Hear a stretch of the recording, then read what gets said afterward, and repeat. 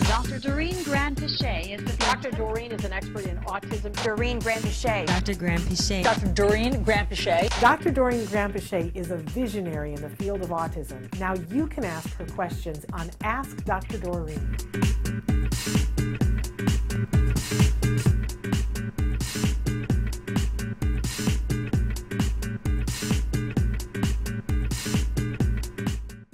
Now, Daniela on YouTube has written in and said, opinions about the diet of an autistic child, and how big is diet in terms of, I think what she means is how much of a role does it play, and should she be concerned about diet? Right.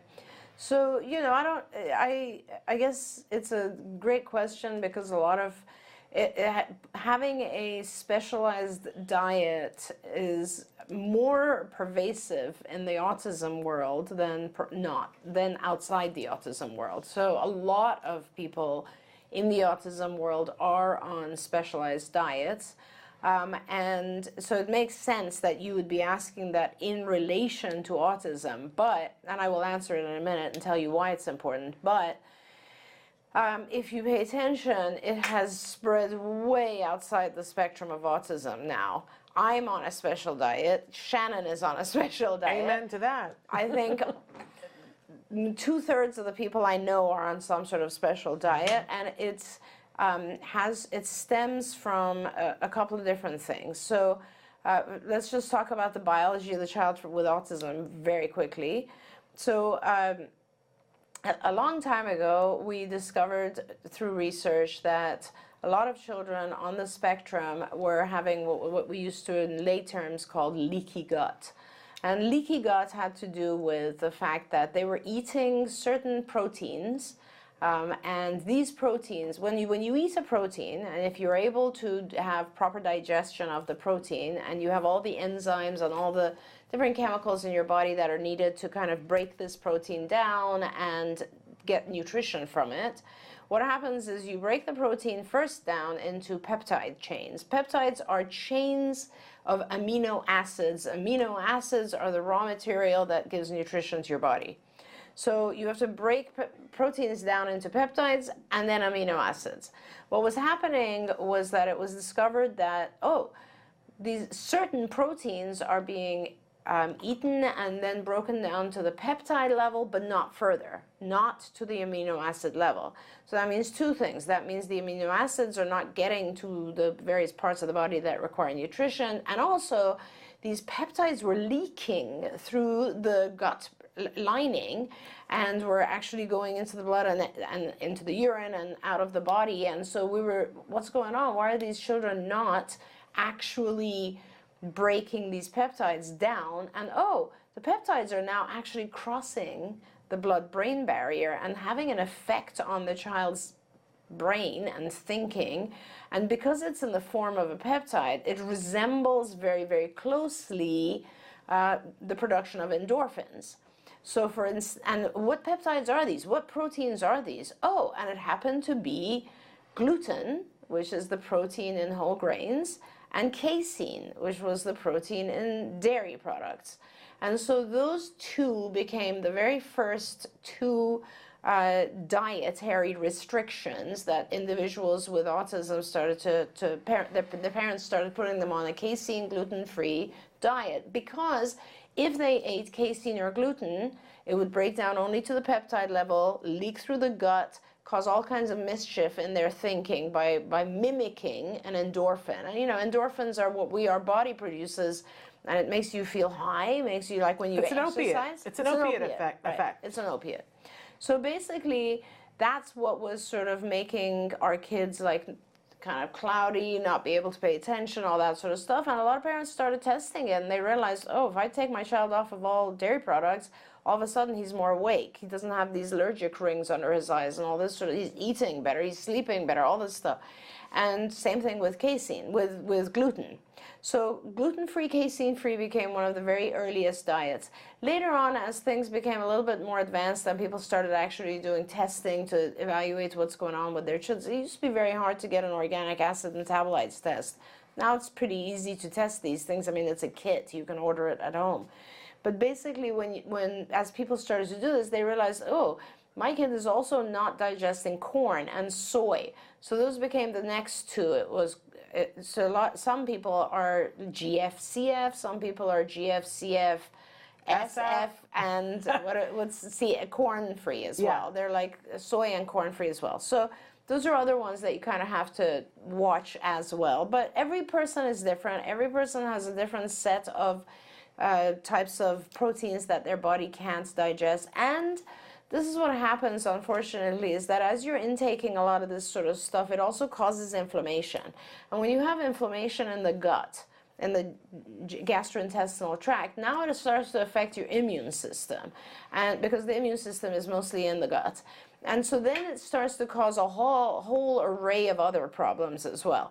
Now, put that on the side for a minute, and that's your answer. So it's very important. Let me just, because it can actually affect your brain. But that aside, the other portion that you kind of need to look at is the whole, what has happened to our food source. And this has to do with the fact that we genetically modify food in the US, and we have for a long time, and it has become so pervasive that, you know, by far majority, something like 98% of our food is GMO. So essentially, these GMO foods, actually the very first food that was genetically modified was wheat, right, which gluten. And over time, we just continue to genetically modify our foods. And so these foods are modified in a way that it actually has now become harder for all of us, most of us, to break down past the peptide level. So it isn't just autism anymore. It's a lot of people who are unable to digest these particular proteins. I really cannot handle gluten. I'm not as good as you are, Shannon. I mean, I avoid it as much as I can, but I take small amounts here and there. I know that. Casein, I don't think I've had casein in years. I just drink almond milk. I don't really eat cheese. You know, I'm pretty casein free. I really minimize just my eating in general, you know. And I don't know. I don't participate in that. I think you're like gluten and casein, or I don't know. Yeah, but I have a testable allergy now to both of those things. Right. And I'm at the point where I need to get rid of corn and rice, and it's killing me, and I'm not good at that. But I need to. But can I just say, it's different for everybody. It is very different for everybody, and we refer to this as an allergy, and it's more of an immune reaction, which allergies are also an immune reaction, and so it is very much. When people say I'm allergic to soy, I'm allergic to, this is it. This is what we're talking about exactly right here. And that means you basically can't break it down, and it'll cause mischief, it'll cause inflammation, like anything else that you are allergic to. Yeah. So bottom line, the answer is yes, it's important. You should probably start by getting a GI, they have these kits now, I forget the name of them, but you can look it up online, and it comes in, and they will request a sample of your stool, and you mail it in, and they'll come back to you with a full report of all the different things that you are not breaking down and should probably avoid. The two things that I'm going to add on to everything that you said are that we now are seeing that the pesticides play a role, and the artificial colors and flavors. Yes, definitely right. And if you're not sure about that, go to a birthday party where they have a cake decorated in all kinds of colors. Watch them cut the cake and serve it to all the neurotypical children, and watch. And watch them all melt down in 12 minutes. Yeah, I mean, it's insane. And then the parents go, I don't know what happened. Yeah.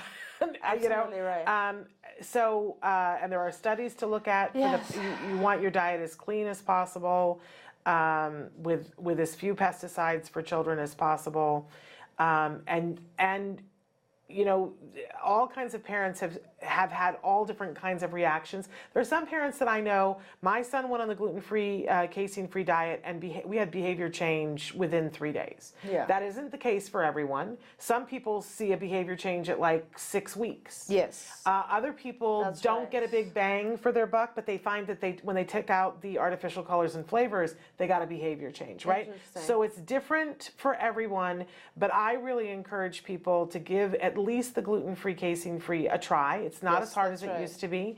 And to try to be as organic as you possibly can. We always talk on the show about there's a list that's called the Dirty Dozen and the Clean 15. And the Dirty Dozen things every rational person should eliminate and only eat organic and it changes year to year, and you can Google it.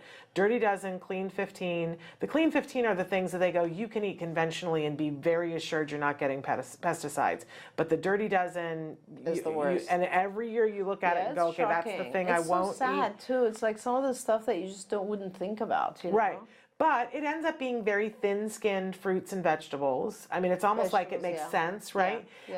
And it's always heartbreaking because you know how when you go to the store and they have the conventional and they have the organic and there's like 10 cents different, right? Yeah. And you go, well, I'm going to spring for the organic because it's only 10 cents difference, right? And that's usually on the Clean 15 if it's only 10-cent difference. But when it's $1.45 different per pound, that's usually on the Dirty Dozen, and they're charging you for that difference. Right.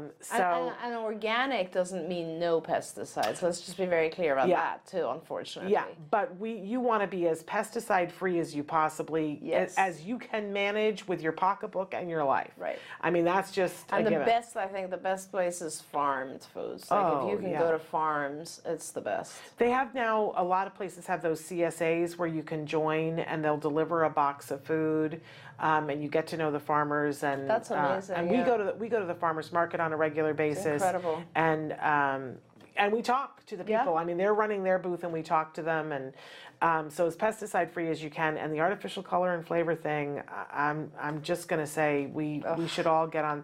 Other countries, I know, are so much better about that and do not allow their citizens to be polluted by those things, and yet we hand things out to our kids, and it's horrifying.